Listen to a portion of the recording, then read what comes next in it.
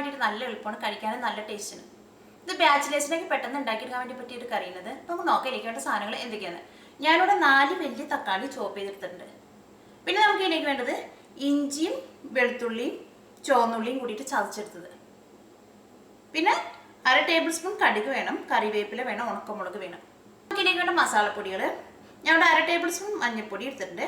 പിന്നെ മുളക് പൊടി, ഗരം മസാല. ഈ മുളക് പൊടിയും ഗരം മസാലയും രണ്ടും നമ്മുടെ ടേസ്റ്റിനനുസരിച്ച് നമുക്ക് ചേർക്കാം. ഈ കറിയിലേക്ക് നമുക്ക് ചേർക്കണം മഞ്ഞൾപ്പൊടി മാത്രം കൂടി പോകാണ്ട് നോക്കിയാൽ മതി. ബാക്കിയുള്ള ഇഞ്ചിയും വെളുത്തുള്ളിയും ചുവന്നുള്ളിയും ഇതൊക്കെ നമ്മുടെ ടേസ്റ്റിനനുസരിച്ച് നമുക്ക് ചേർക്കാം. ഇതൊക്കെ കറിയിൽ കുറച്ച് കൂടിയാലും കുഴപ്പമില്ല, കറിക്ക് നല്ല ടേസ്റ്റ് ഉണ്ടാവും. അപ്പോൾ നമുക്ക് നോക്കാം ഇങ്ങനെ കറിയാക്കാന്ന്. ഈ തക്കാളി കറി ആക്കാൻ വേണ്ടിയിട്ട് കുറച്ച് വലിയ പാൻ വെച്ചിട്ട് ചൂടാക്കാം. ഇതിലേക്ക് നമുക്ക് ഏറ്റവും എന്തെങ്കിലും വെളിച്ചെണ്ണ ഒഴിക്കാം. ഇപ്പോൾ വെളിച്ചെണ്ണ നന്നായിട്ട് ചൂടായിട്ടുണ്ട്. ഈ കടുക് ഇട്ടിട്ട് പൊട്ടിക്കാം. കടുക് നന്നായിട്ട് പൊട്ടിയിട്ടുണ്ട്. ഇതിലേക്ക് നമുക്ക് ഉണക്കമുളക് ചേർക്കാം. ഉണക്കമുളക് ചേർക്കുമ്പോൾ ഉണക്കമുളക് നമുക്ക് 2 പീസായിട്ട് ചേർക്കാം. ഉണക്കമുളക് ഈ വെളിച്ചെണ്ണയിൽ കിടന്നൊന്ന് മുരിഞ്ഞിട്ടുണ്ട്. ഇതിലേക്ക് നമുക്ക് ചതച്ച് വെച്ചേക്കുന്ന ഇഞ്ചിയും വെളുത്തുള്ളിയും ചുവന്നുള്ളിയും കറിവേപ്പിലയും ചേർക്കാം.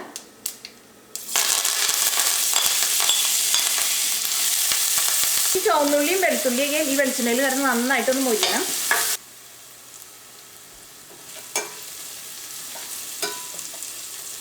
ഈ ചുവന്നുള്ളിയും വെളുത്തുള്ളിയൊക്കെയും വെളിച്ചെണ്ണയിൽ കിടന്ന് നന്നായിട്ട് മുരിഞ്ഞിട്ടുണ്ട്. ഇതിലേക്ക് നമുക്ക് മഞ്ഞൾപ്പൊടി ചേർക്കാം. ചെറുതായിട്ടൊന്ന് കുറച്ച് വെക്കണം. ഈ മഞ്ഞൾപ്പൊടിയും എണ്ണയിൽ കിടന്ന് ഇനി നന്നായിട്ടൊന്ന് മുരിയണം. ഈ മഞ്ഞൾപ്പൊടിയുടെ പച്ചക്കുത്തൊന്ന് പോകണം. ഈ മഞ്ഞൾപ്പൊടി എണ്ണയിൽ കിടന്ന് നന്നായിട്ട് മുരിഞ്ഞിട്ടുണ്ട്. ഈ കറിയിലേക്ക് നമുക്ക് മുളക് പൊടി ചേർക്കാം. നമ്മുടെ ടേസ്റ്റിനനുസരിച്ച് നമുക്ക് ചേർക്കാം. ഞാൻ ഇതിലേക്ക് ചേർക്കുന്നത് കാശ്മീരി മുളക് പൊടിയും ചേർക്കുന്നത്. അപ്പോൾ ഈ മുളക് പൊടിക്ക് എരിവ് വളരെ കുറവായിരിക്കും, നല്ല കളർ കിട്ടും കറിക്ക്.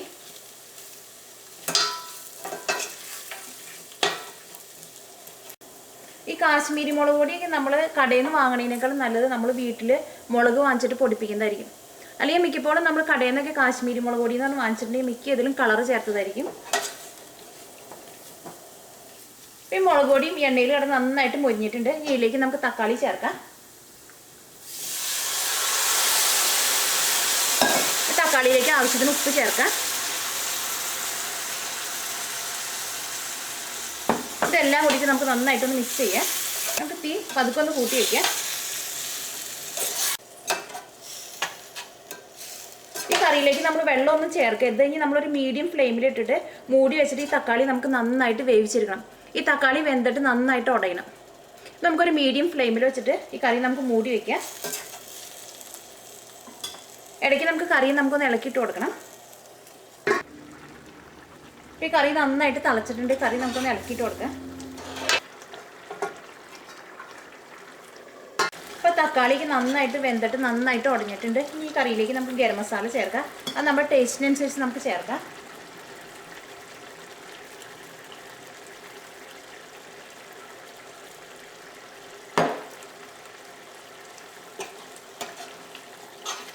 ഈ കറിയിലേക്ക് നമുക്ക് കുരുമുളകിൻ്റെ ടേസ്റ്റ് നമുക്ക് ഇഷ്ടമുണ്ടെങ്കിൽ കുറച്ച് കുരുമുളകിൻ്റെ പൊടി നമുക്ക് ചേർക്കാം. പിന്നെ വേണമെന്നുണ്ടെങ്കിൽ മല്ലിയിലയും ചേർക്കാം. തക്കാളിക്ക് നന്നായിട്ട് ഉടഞ്ഞിട്ടുണ്ട്. ഈ കറി നമ്മൾ വെക്കുമ്പോൾ ഈ കറിയിലേക്ക് നമ്മൾ ഒട്ടും വെള്ളം ചേർക്കരുത്. ഇനി നമുക്ക് തീ ഓഫ് ചെയ്യാം. അപ്പോൾ നമ്മുടെ തക്കാളി കറി റെഡി ആയിട്ടുണ്ട്. ചോറിൽ നറുനെയ്യൊരു തുള്ളി ഒഴിച്ച് നന്നായി വെന്ത പരിപ്പും